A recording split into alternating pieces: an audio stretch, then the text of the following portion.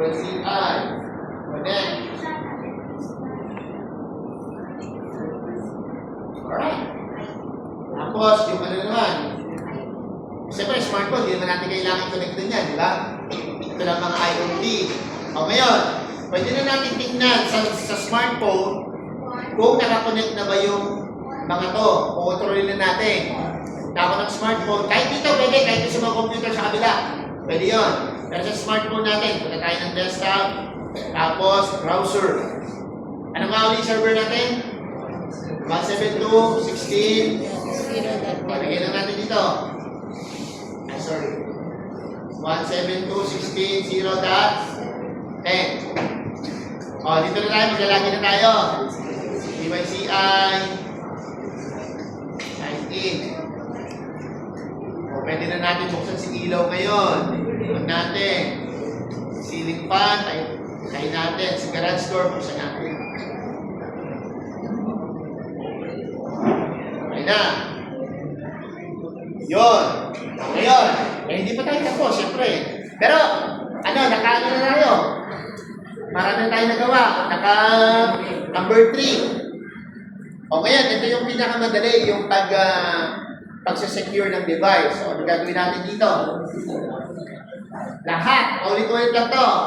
Ito yung huling kong tinuro sa inyo. Punta lang ako ng ang mga routers na lang. Routers. Punta lang ako dito. Ito yung basic configuration. Hanggang F. Ito lang po yan. Ulit-ulit lang to. Malalagyan na natin ang pangalan ngayon. Hosting R1. Ito yun, R1.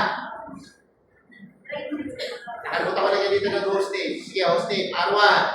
Tapos, pwede palitan ulit. O gusto, no host. Ganun lang. Mabura. Ayan, no? Basta nagkakamali kayo, lalagyan nyo lang ng no. O ngayon, uulitin nyo na, siyempre, host. R1. R1. Tapos, line console. 0. Password. Sorry, tingnan natin dito ng no. Use Cisco as password.